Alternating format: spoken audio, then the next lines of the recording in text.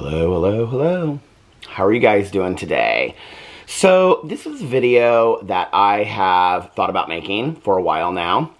But I wasn't really sure that I wanted to make this video. So let me kind of give you a little background story for those of you that don't know. I came out about 6 months ago, I think it was, and I started talking about the fact that I have many people that are stalking and harassing me, and it has been going on for a long time. And it's not just people's opinions about me or criticism, it's diving into every aspect of my life. And one of those aspects is my sobriety. Questioning my sobriety, challenging my sobriety, saying that I'm not sober, saying that I'm not part of a 12-step program, talking about things that I've talked about in sharing about my sobriety story and things like that. And one of the reasons why I really haven't addressed it like in a detailed video before is because the reason that I stay sober is for me. I stay sober for me and the people that are directly around me, my husband, my family, and my friends. I stay sober for myself first and then for them. And that is one of the reasons why I wasn't sure whether or not I wanted to make this video. Because if I come on here and I make a video, there's going to be, you know, this rampage of more posts, more videos made about this. And let me just prove this to you. So I watched the TV show the other night called Baby Reindeer. It's on Netflix. It's, I think, trending in the top 10 in the United States right now. And it's a true story about a guy that was stalked. He had a stalker in real life. And so he turned it into like a one-person show, and then it became this television show. He wrote the show, and he starred in the show as well. And so I did this review of it on my Peter Watches TV channel. I did this review of it, and I shared in there about my experience with being stalked online as well, right? And how I related so much to the show, and how I really felt seen. And one of the things that was really hard for me while I was watching the show is that one of the things they talk about in the show, and I'm not going to ruin the show for you, I think it's a fantastic show, but is that he questions why he allows it to continue to happen. He questions, you know, things that have happened in his past. It's a huge part of the show. Things that have happened in his past and why he continues to allow this person to stalk him and harass him, even to the points of telling people around him to lay low, to not say things. And as I'm watching this, I'm thinking, these are things I've said to people in my life, like, don't say things back, you know, don't challenge this, don't do that, let's just, you know, let's just keep it under. And I did that for a very, very long time, until about 6 months ago when I came out and I started talking about the fact that I have been stalked and harassed, to the point where, you know, I mean, there's only a certain amount of it that I've shared online, and you know, about doctors, the vets, friends, family, their places of employment, their families being contacted, being harassed. I mean, it's really bad, right? And so I talked about it in that video, but I was still kind of hyped up a little bit about it. And so when I vlogged that night, I went in and I talked about it on my vlog. Now, one of the things that I am doing going forward is not really talking about how it's being dealt with behind the scenes. I talked about that originally, but I'm not really talking about that as much anymore. But it is being dealt with. It's being dealt with. And I know people don't think that because there, of course, were more things that came out. And I knew this, and I said that in the vlog. I said, as soon as I say this in the video, they will eat this up, right? And that's where when people say, well, then just don't give them what they want. Don't talk about it. Don't talk about the stalking. Don't talk about the hating. But it's a very real part of my life. It's something that I deal with on a daily basis, right? And so when any of these things come out, and I've asked multiple times, don't send me things. And I think it's people at this point that are part of that group that continue to send me things. Because now when somebody sends me something, and I've said, unless it's something that I absolutely 100% need to know and deal with, don't send it to me. If it's somebody questioning my sobriety, don't send it to me. If it's somebody questioning my marriage, don't send it to me, okay? If it's somebody saying this or have an opinion about that, don't send it to me. I don't want to be sent it, right? But it hasn't happened as much, but I noticed that it's a small group of people. And so what I've decided to do going forward is if people send me this stuff, I'm just going to block them. Because I actually think that they're part of it. I really think that they're wanting me to know that this information is out there, right? So I was sent some stuff recently because I made that vlog the other day that more things were being said about me. These are people that think that like I'm reading all the threads and I'm watching all the videos. I don't do any of that, okay? I know that it gets you off and you just like go crazy thinking that I'm in there. I'm not. And the reality is I do not really want to read a bunch of negative shit about myself, okay? It really brings me down.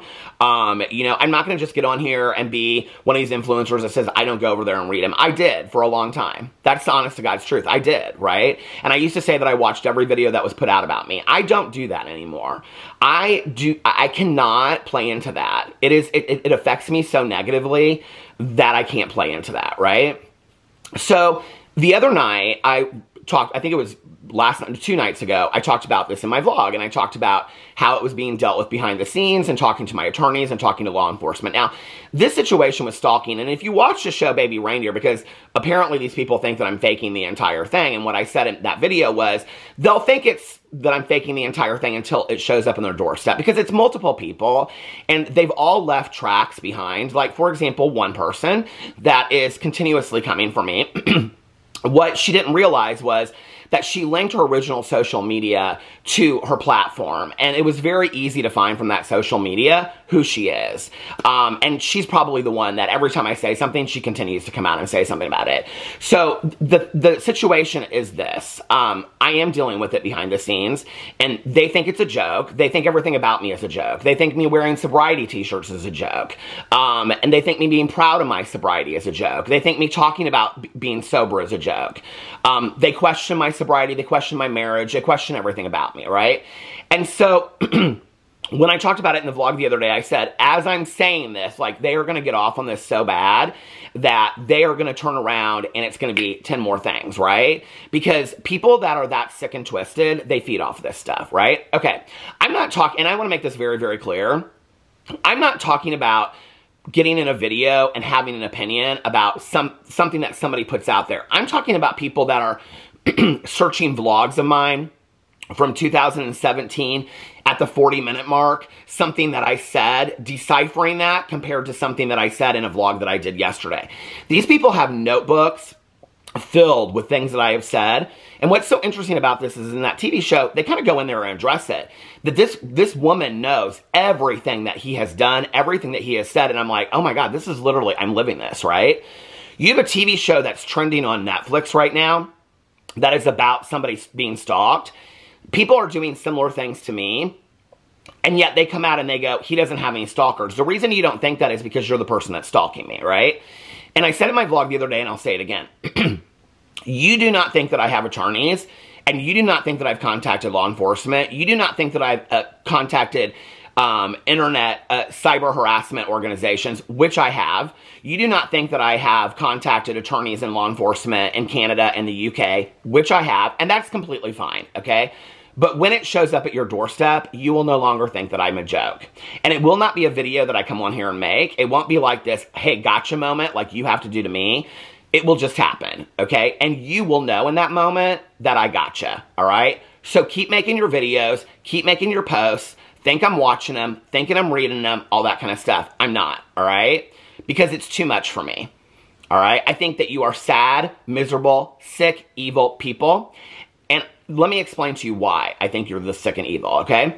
Because this is the reason why I'm making this video.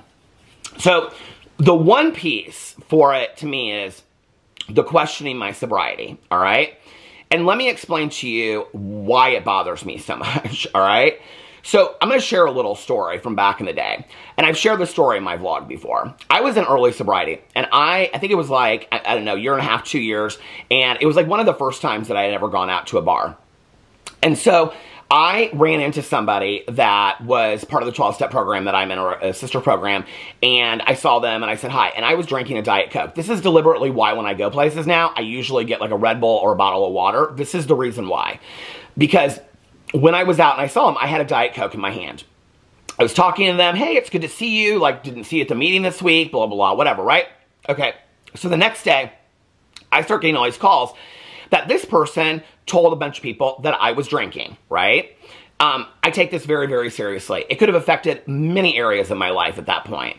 And I was very, very upset about it. So I called this person up and I said to them, I said, you know, I'm not really sure why you would say this. And this guy said to me, and he has since passed away, but he said to me, he said, you know, when I see somebody out, I don't go up to them because I'm so concerned. I just tell the people that they're friends with, then they can deal with it. And I said, well, I think that's absolute bullshit. And I said, and if I ever hear you say something about me again, and you ever talk about me again in relation to drinking or whatever, and you don't bring it to me first, I said, we're going to have a real problem. It was other words that I used other than that, right? And I was very proud of myself in that moment. And I called my sponsor, who is a guide in a 12-step program, and I'm very, very clear about this, that there are many, many ways to get sober, okay? I just want people to get sober and stay alive. I don't care how you do that, all right? You don't have to work a 12-step program like me. There are many ways to get sober, right? But I stay sober via a 12-step program. And I called my sponsor. I was like, let me tell you what this guy said. Let me tell you what, blah, blah, blah. And my sponsor at that time, who has since passed away from addiction as well, said to me, well, let me tell you what you're going to do. You're going to call him and you're going to make amends. And I was like, I'm not making amends, blah, blah, blah. And there was one other person that I had an issue at that time too. And he said, and every day you're going to get down on your knees and you're going to pray for that resentment to be removed. And I said, excuse me? And he goes, you're going to pray for those people and you're going to pray for the resentment to be removed. You're going to pray for, you know, them to have the things that you want in your life. And I was like, that is not something that I can do. And he goes, no, you have to. You have to see him as a human being. You have to see her as a human being, that you would want for them the same things that you would want for yourself, right? Because they're sick people. And there's a prayer that we say in recovery, and it's the prayer for the sick man. To see this person that is acting in a sick way as a sick person, all right? And I have tried so hard in talking to my sponsor and my therapist, people in recovery, in trying to see these people, okay? Because that worked for me back then. I called him, I made amends, he accepted my amends, I prayed for him every day, and I've shared this story in my vlog. What happened was, I was praying for these people, you know, every single day, and it was just like one day, like I just kind of forgotten about it. I was like, who was I supposed to be praying for? I just kind of forgotten about it, and the resentment had been removed. Okay, I don't know if that's a God thing. I don't know if that's a spiritual thing. I don't know if that's a universe thing. I don't know if that's just a thing. I don't know where that comes from, okay? But it worked. And today, that's something that I still try to do in my life. So I have tried, okay? I have tried so hard to see these people that hate me and despise me so much that their intent in life, their main goal is to try to get out the word to the world that I am lying to 2,000 to 4,000 people that watch my vlog every single day, okay? They're like, oh, he's lying about this book he read. He's lying about taking a walk. He's lying about being on a health journey, when I'm completely honest about gaining weight over there and losing weight. You know, he's lying about his marriage. He's never been in counseling. He doesn't have a therapist. He's not going to meetings. He's not really sober, okay? And I have tried so hard. I have tried so hard, right? But the other day, and I, like I said in the vlog, I said, as soon as I say this in a video, they're going to turn around and there's going to be videos made and there's going to be posts posted about how I don't have attorneys and I'm lying about this and on and on and on. And sure as shit, 24 hours later, I'm getting sent this stuff, okay? Within 24 hours.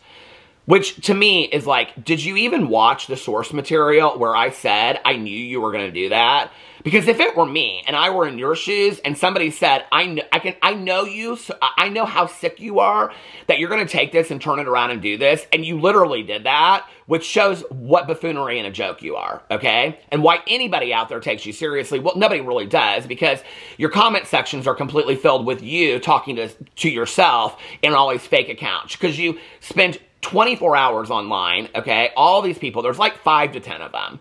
24 hours online, okay? Creating 40 to 60 numerous fake accounts that you go in and out of so you can comment to each other. It's just ridiculous at this point, all right?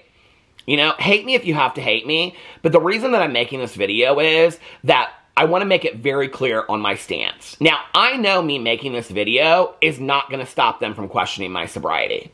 I know that, all right? I am fully aware of that. Me making this video is in no way whatsoever going to stop them from talking about me, saying things about me, but I want to make it very, very clear to anybody out there that chooses to engage with them who you are choosing to engage with, okay? I want to make this very, very clear.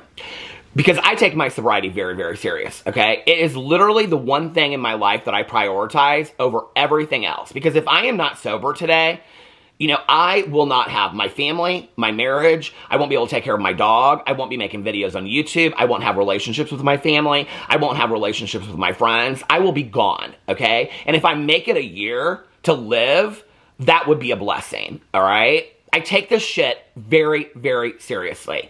And when I decided to come on YouTube, one of the things that I decided to share, okay, was about my sobriety and about my recovery because I see it as a strength. And for me, I had so many people that came before me and planted the seed. I still do.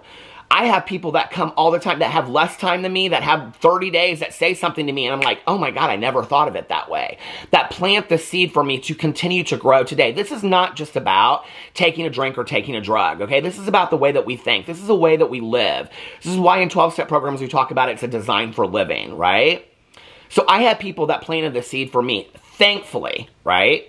Thankfully they did, because I took from what they gave me, and now I have the life that I have today. And so when I got on mine, my decision was I was going to share. Because in my personal life, anybody in my personal life knows I'm sober. It's everything about me, right? Okay, so I'm glad that for many of you out there, or not many of you, the few out there that think you're many, that my t-shirts of me being proud of my sobriety is a joke to you, that me sharing my story is a joke to you. Be a joke. Let it be a joke, all right? But I want to make it very clear where I stand on this, okay? And I have said this for a long time. This is not something I'm coming up with just to talk about the haters, the stalkers, and the harassers, okay? I have made this very, very clear for a very, very long time, all right? When you are somebody that is questioning, okay, in a snarky manner or in a gotcha moment, okay, or just to be questioning somebody because you think it's a cute thing to do or to try to get one up on somebody, their sobriety, you are wishing death on that addict or alcoholic, okay? It is not cute. It is not funny, all right? It's very, very serious. People ask me all the time, they're like, when you say that, do you mean like if you go to a loved one and you say, I'm concerned because you were working a program or you were doing a maintenance thing or you were going to counseling or church or whatever and you were staying sober, but I'm kind of seeing you slip into old behaviors. No, that's called love and concern and compassion, okay? Going to your loved one and saying, I'm worried about you. That's completely different. When you're getting on posts and you're getting in videos and you're saying, this person's not doing this and that person's not doing that and questioning their sobriety when you don't know fuck shit about my sobriety, okay? Except for what I share online, right? Do you know how few of us out there have double-digit years of sobriety? Do you know how many people will get sober today? How about better than this? Do you know how many people will die today? The United States is referred to as the United States of addiction because of the opioid crisis. Every 8 minutes in the United States, somebody dies of an opioid overdose, all right? So when you're questioning that about somebody, right, what you're doing is you're leading in that direction. You're saying it would be better if they were doing that, right? Instead of saying, I think it's great that Peter shares this message on YouTube. I think it's great about that, okay? When you're questioning things about, oh, he's not going to meetings anymore and quit wearing those shirts are ridiculous and blah, blah, blah. What you're saying is do not spread the message of sobriety. Spread instead the message of addiction, okay? Which leads to jails, institutions, and death, right? So since I've been making this video, at least one person has died in the United States from an opioid overdose. I could have been that person in the past, okay? Had I not heard the message, I might not be here today. This is the reason why I'm making the video. I have said many, many, many, many times that I could not have been online sharing my sobriety story in early sobriety. There is no way, okay? There is no way. I didn't even want it when I got sober. I didn't even want to be sober. I just talked about this in a Peterisms video just like a day or two ago, okay? That I didn't even know until I was 6 months sober and I held this token in my hand leaving this meeting, right? I was like, I've never done anything consistently in my life for 6 months, let alone stay sober since I was 12 years old. I couldn't even hold 2 to 4 weeks together sober since I was 12 years old, right? A 12-year-old, right? Drinking like an adult by himself in a bedroom. You think that's funny. Well, you've obviously never sat in a meeting with me that you think I don't go to, because these are the same things that I share in my meetings. In fact, I just made a sobriety video not too long ago, and I had multiple people call me that I go to meetings with. The ones that you say are running me out of meetings and they don't want me and my best friend there, those same people called me and thanked me for that video. They said, thank you for spreading the message. You know, thank you for using your face and your platform to spread the message of sobriety. So maybe one person out there will hear it. You know? No, but instead you want to dog me, right? I keep a box in my garage. I bought these about a year ago, right? I bought these paper cups about a year ago to make coffee in. And there were several different reasons why I did it. But one of the reasons, cheers, one of the reasons why I did it was, when I went to meetings in early sobriety, fact check this, I've talked about this in multiple videos through the years. When I went to meetings in early sobriety, with no money in my pocket and no way to really know how I was going to eat or things like that, and people were buying me cheeseburgers at Perkins and Denny's and Steak and Shake and things like that, and driving me around to meetings and taking care of me. When I would go to a meeting, a cup of coffee in a paper or a styrofoam cup to me, and standing around there talking with people that had stayed sober for a week or 30 days or 6 months or a year, all right? Or multiples of years, and were in healthy relationships and had friends in their life, and they were laughing. They weren't crying. They weren't trying to figure out their next move. They were laughing. That's why today when I talk about sobriety, I cry out of joy. You think it's funny. You make fun of me crying. Make fun all you want, okay? I'm speaking directly to those 10 people, just so you know, all right? But you think it's funny that I cry. When I cry out of joy, all right, over the amazement of sobriety and what it has given me in my life. And it all started with a cup of coffee. And I still keep these cups in the garage to remind me of those cups of coffee that I got at meetings in early sobriety. Cups of coffee that they still have at meetings when I go, right? Styrofoam cups, paper cups, you know. My home group meeting is run in a church. And every week, the women that are the organization of the church, the women's league, so to speak, leave cookies for us, right? But instead you think it's better to pass judgment or question my sobriety. Well, let me tell you why I'm making this video, okay? It's because, number one, you're wishing death on me. And I want to make that very, very clear. I don't take that lightly, all right?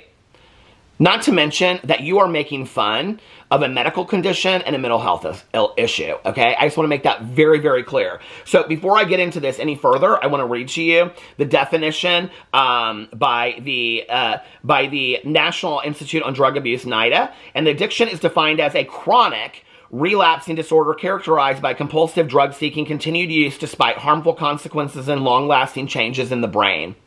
It is considered both a complex brain disorder and a mental illness. Addiction is the most severe form of a full spectrum of substance use disorders and is a medical illness caused by repeated misuse of substances or substances. So this is obviously something that's very funny to make fun of, right? To you.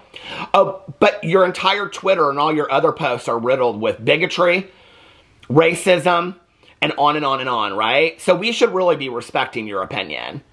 We should be respecting your opinion, because this is what is funny to you. You are such a sick individual that it's funny to you to make fun of mental illness, and you laugh at racism and make racist jokes and bigoted jokes. I know exactly who you are. I know all your accounts. I know all 10 of your different people's accounts. I know who you are, and you think it's funny, all right? Let me tell you what you're doing is dangerous. It's dangerous, okay? Because when you're questioning my sobriety, all right, to the one person out there that might have 2 days sober that's watching my videos and being like, oh, if Peter can do it, then maybe I can do it too, all right? Or this person that's talking about their sobriety on their channel and you're questioning them, if they can do it, maybe I can do it too. If this person can do it, maybe I can do it too, right?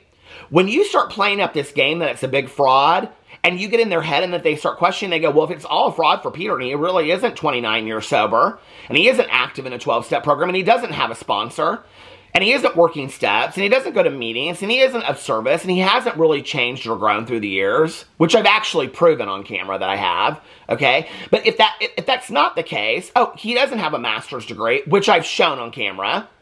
He doesn't have a work history of working in a treatment facility, which I've proven on camera. Time and time again, but you guys don't like proof, right? You don't like police investigations. You know, you don't like documents. You don't like full-on degrees when I hold them in a camera. You don't like any of that kind of stuff, right? You just say it's all fake. It's all just fake. It's all made up. I mean, the reality is, if I had 10 million subscribers, the con that I would have to go to fake the boring-ass life that I have, of having a master's degree in social work, okay, being married to my husband for 15 years, and going to meetings to stay sober, what fucking con am I running to just get 2,000 to 4,000 people to watch my vlog every day? You are so, this is so, it's insanity is what it is, okay? It's a joke. And you have screwed up. Okay, I just want to make this clear. Because when you send people certain places where there is misinformation and defamatory information, you cannot do that, all right? When you put questionable information out there about mental health issues, you are not allowed to do that, all right? And I said in my vlog the other day, I said, you've messed up time and time again, and I let you just keep on doing it because I've already got you, and you're just adding to it. You're just adding to my gotcha moment, all right? But it's dangerous when you're questioning somebody's sobriety. If I were 30 days sober and I was on TikTok, because one of the things I cannot stand is when people throw up videos of, you know, meth addicts and things like that tweaking in a parking lot, and people think that's fucking funny. That is not funny. I have never known an addict or an alcoholic to get sober because somebody threw that shit up in their face. That is not funny at all. That person might be dead tomorrow, and you think that's a joke to watch that shit? You think it's a joke to question somebody's sobriety no matter how they get sober? It is not yours to question how they get sober, okay? Period, end of story. And it's not mine either. And if I were 30 days sober, because I see a lot of people on TikTok, Instagram, YouTube, sharing their sobriety story at 30 days, at 60 days, at 6 months, at a year, okay? And like I said, I couldn't share that online, right? If those people are being criticized, or they're seeing things that other people are saying about other people that are sober, that could get in their head. That would have gotten my head. I can tell you right now, all right? Sobriety is not linear. It is not just an upward movement forward. It's just not, all right? It's a lot of 2 steps back, 3 steps forward. You know, I went to treatment 5 times before I got sober. I'm not a believer that relapse has to be a part of your story, but relapse is a part of a lot of people's stories, right?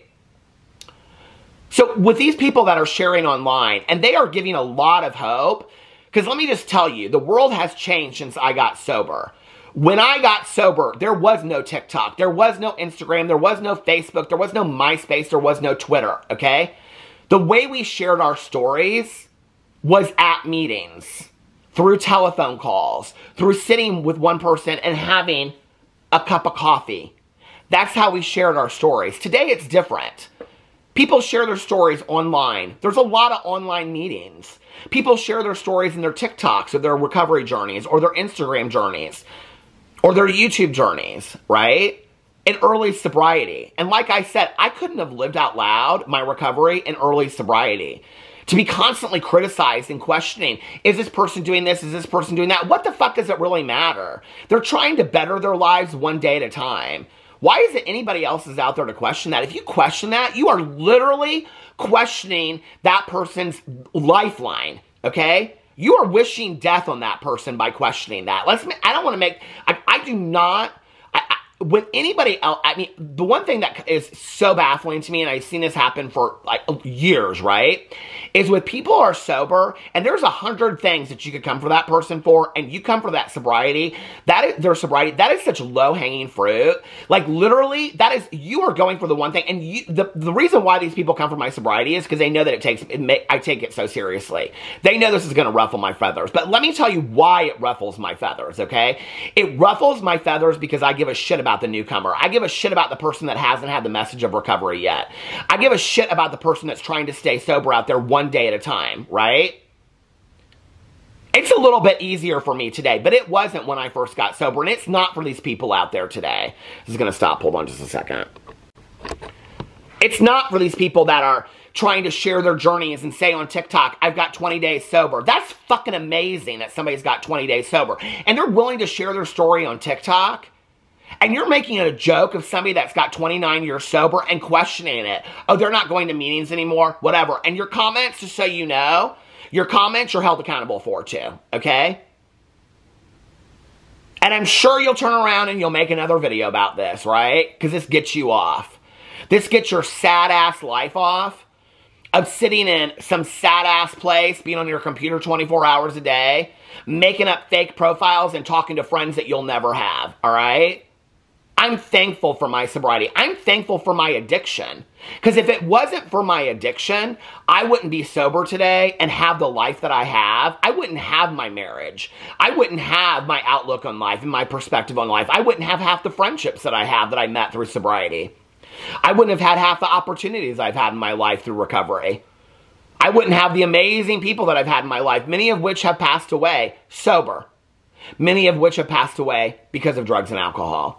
I wouldn't have had those amazing people or those amazing experiences in my life had I not been an addict or an alcoholic and gotten sober. So I am fucking proud of being an addict and an alcoholic, and I am proud of being sober. And I share my story for the person that is still struggling out there. I don't share it for the 400 people that leave comments in my videos. That is so awesome. And please feel free to sound off today, because we are all family and we do recover, that share their sobriety dates in the comment sections of my videos and say, oh, I have 32 years, or I have 32 days, or I have 32 hours. I don't share it for those people. I share it for the person that leaves a comment and says, I'm not there yet, but you sharing your story might get me there one day. You're giving me hope. And then they read the 100 comments underneath there of people that are staying sober. And with my story and those 100 comments, they think, maybe I can do that. That's who I'm leaving the story for, all right? That's where I'm planting the seed. And you think that's a joke because I wear a t-shirt that says sober as fuck. I am sober as fuck. You're joke as fuck is what you are, okay? Coming for somebody's lifeline.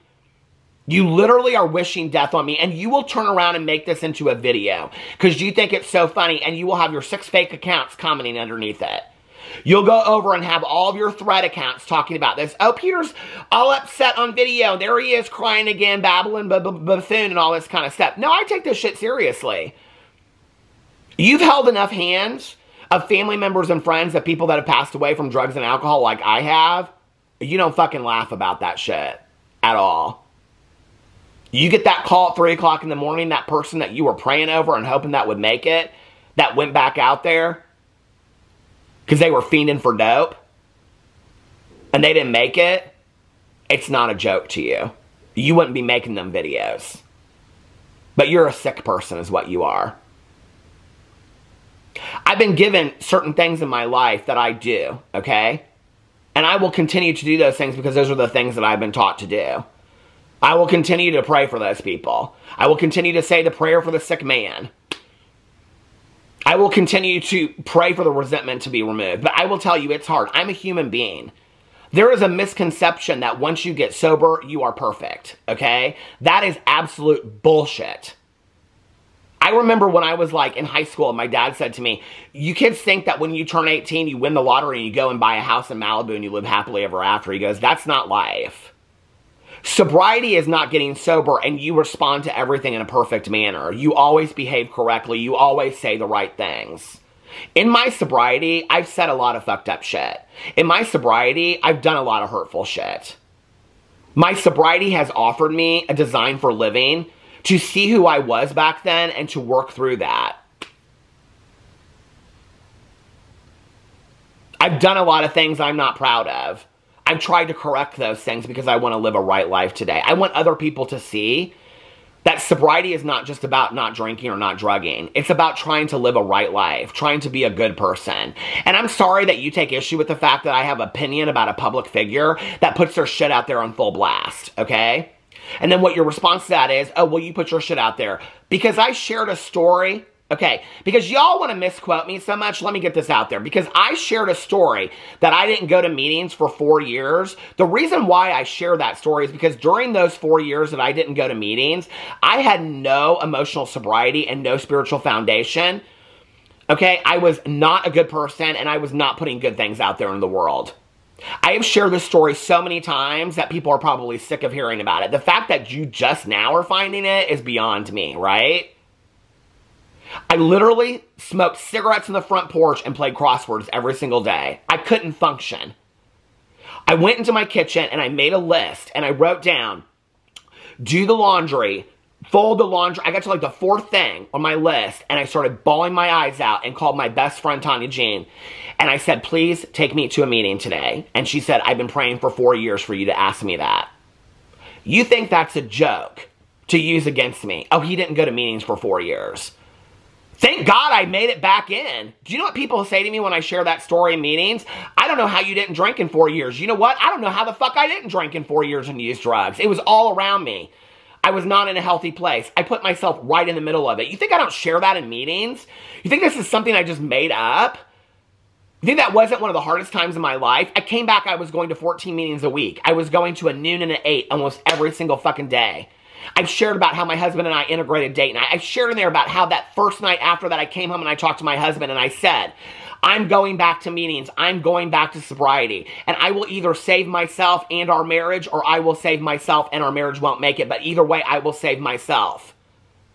And my husband said, whatever you need, I am there for you. And we are still together. And you think that's a joke. You think that's funny to make fun of that, right? Or the fact that I left going to meetings because I was so upset that my mother had just passed away, and the only person I could blame for that was God, and I could not find anything in recovery anymore, right? And I had borrowed money from a friend of mine in recovery that called me up and threatened me, who also went back out there. And I've shared this story multiple times in my vlogs too. The vloggerinos can just quote this story left and right. And that first meeting that I went back to with Tanya Jean, when I went back to her house that night to say hi to her husband, and I said, Tanya, do you want to go to a noon meeting tomorrow? Because I want to go. And she said, baby, I've been going to meetings for the 4 years you haven't been going, but I think it would be great for you. And I went back to that meeting that next day. And I am going to cry about this because this means a lot to me. Because this is what sobriety gives you. It gives you the ability to not be a fucking joke, but to be able to laugh at the expense of the things that have happened to you in your life. And I went to that noon meeting the next day, and I sat next to a woman, and she said, can you move over a seat because I'm saving that seat for somebody? And I said, okay. And I moved over a seat, and the room was packed. And that clock hit 12 o'clock, and the door opened, and who walked in but that man that called me up threatening me about lending somebody money. That, yes, I did pay that money back, and some. And he came and he sat down next to me, and I thought, oh shit, out of all the people I'm going to run into on day 2, it's going to be this person that called me up and threatened me on the phone. That was the reason why that was the excuse I used to not go back to the meeting. Fuck them people. They don't know me. Those people love me. Those people have had my back. Those people were the first 20 people that showed up at my mother's viewing. And he sat down next to me and he said to me, he goes, I owe you an amends. Can we talk after this meeting? And I went outside after that meeting and he made an amends to me and I made an amends to him. And he said, what you don't know is that I went back out there because I was so angry. I went back out there and used, and I'm so thankful that you never picked up, but I'm back. And that man is sober today, and he is one of my dearest friends on this earth. So you fucking make a joke about that. You make a joke about the things that I've gone through in my life. You make a joke about my sobriety. But I'm going to continue to share my story at the expense of it being a joke to you, and I'm going to continue to wear my shirts if that's okay. And I'm going to continue to be proud of my sobriety. For the one person out there that might watch this video today and say, if Peter is this passionate about his sobriety, if he is this hardcore and this heated about his recovery, because his recovery and his sobriety has given him everything that he has in his life, maybe I can do it too. And maybe that person won't die. Maybe that person won't go to jail or prison over their addiction. Maybe that person won't lose a relationship or a job or their kids over their addiction. Maybe they won't get sober tomorrow, but maybe they'll get sober 6 months down the road. So you keep laughing and you keep making a joke about it. But while you're doing that, just know you're burying people with your jokes. You're dangerous and you're a sick person. And I'm going to continue to sit over here and be proud of my addiction. And my sobriety, and my t-shirts, and my cup of coffee. And you say what you need to say. But I want to make it very, very clear where I stand on this topic. So if you choose to watch those videos, or engage in all of those posts, or talk about those people, just so we're clear, I know that you stand on the side of killing addicts. I just want to make that very, very clear. I have stood up about this for years and said this. When people have come for other addicts that are trying to stay sober, I have said to question that is to wish death on an addict. It is not some funny opinion video to me. It is not some funny post, some funny thread. I know you will completely get off that I got this heated about that, and that's fine.